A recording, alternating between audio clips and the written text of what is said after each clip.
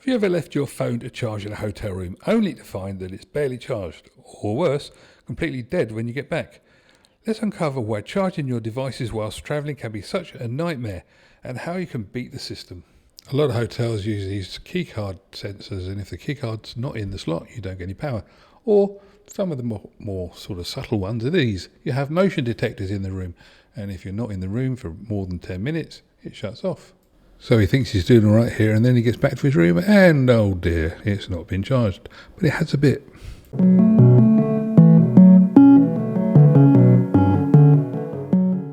This is the culprit. That 10 minutes just gave it enough to make the numbers change, so he didn't realise it hadn't been connected.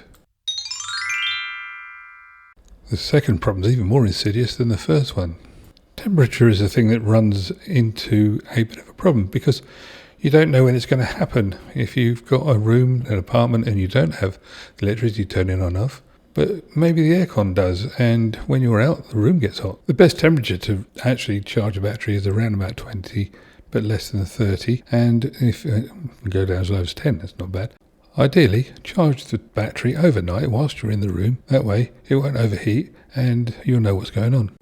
This video was prompted by a Facebook, and it became obvious that there is a lot of mystery, and people don't really understand what it is, how electricity works and things. I've put the thread on the end here just for a laugh.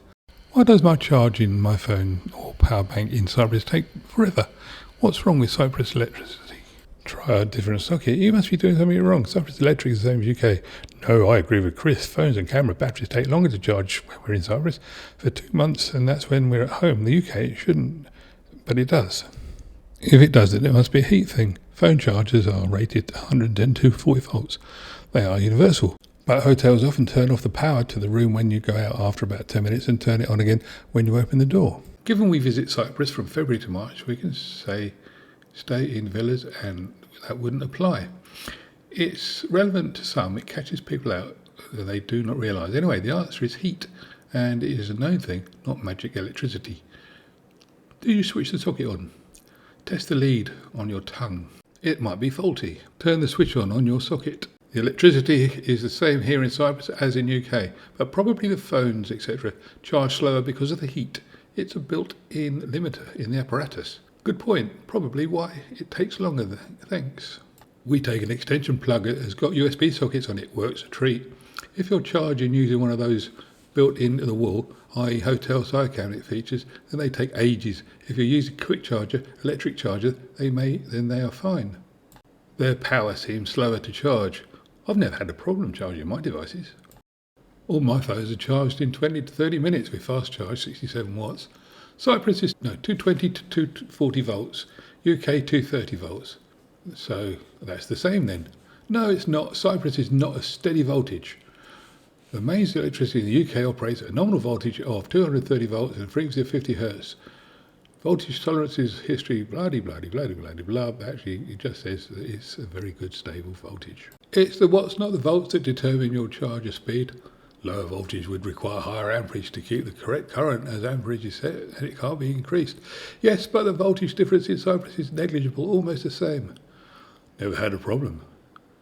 If it's an iPhone, check the optimized charging is turned off. Yes, charging the device can take longer in high temperatures. When the battery gets too hot, its charging speed slows down or even pauses to prevent overheating and damage. This is because the battery management system adjusts the charging rate to protect, and it says more under there. Yes, it did. When we came over in June with the regular charger, I charged my phone overnight, and the next day it would still only be on not quite 100%, only 98%. That might be your phone settings for protecting its battery. Phones have a feature to only charge 98%. Check out in the settings. Right, it doesn't do that in the UK though. And it was charging extremely slow in Cyprus and back to fast charging in the UK. That's why I assumed it must have been something to do with being in Cyprus.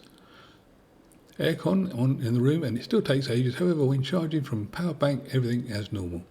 An update, guys. I just found out that it was my hotel's room socket, or maybe the plug-in Napa, that wouldn't charge fast enough. Since then, I have returned to the limiter, and everything charges as it should be, fast. I do agree, though, that the heat does play a part of the charging process, so apologies to everybody. So apologies for the misunderstandings. Electricity is now secured back in Cyprus, lol. Thanks for all your help, advice, and friendly piss taking. How didst thou make the electricity go wrong? I hope this has been of some use to you. If you'd like to subscribe and like, that'd be good. And I'll see you another time. Bye bye.